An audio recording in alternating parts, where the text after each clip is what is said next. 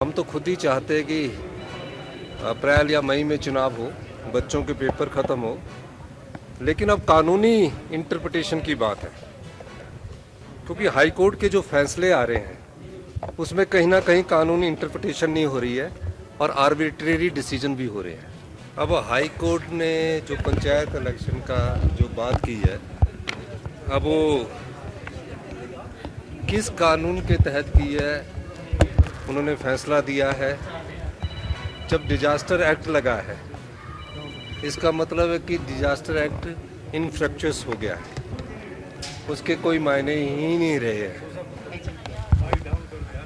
अब high court ने जो पंचायत इलेक्शन का जो बात की है, अब वो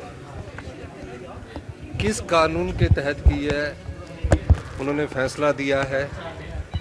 जब डिजास्टर एक्ट लगा है, इसका मतलब है कि डिजास्टर एक्ट इनफ्रक्चुअस हो गया है, उसके कोई मायने ही नहीं रहे हैं।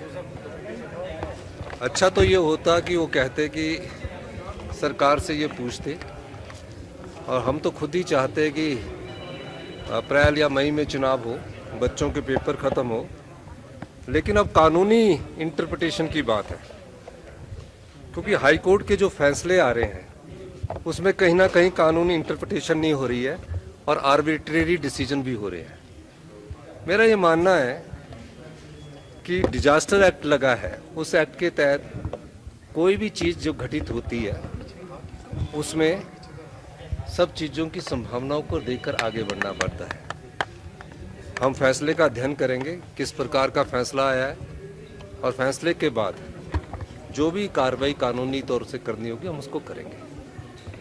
तो सुप्रीम कोर्ट जाएंगे सर? क्या नहीं, सुप्रीम कोर्ट की बात नहीं कर रहा। अब सवाल ये है कि क्या डिजास्टर एक्ट जो भारत सरकार की पार्लियामेंट ने बनाया है उसका कोई मायने है कि नहीं है। पंचायत चुनावों से संबंधित नहीं है ये।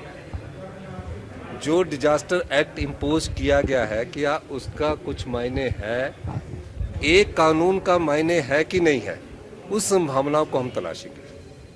क्योंकि ये हम चाहते हैं कि जो पंचायत चुनाव है, पंचायतें अभी कार्य कर रही है, और पंचायत चुनावों में कभी भी अगर आप जनवरी में चुनाव करते तो जो दिसंबर में चुनाव होते थे तो शिमला के एरिया में तब बर्फ़ पड़ जाती थी, स्कूल बंद हो जाते थे, लेकिन निचले क्षेत्र में स्कूल नहीं बंद होते थे।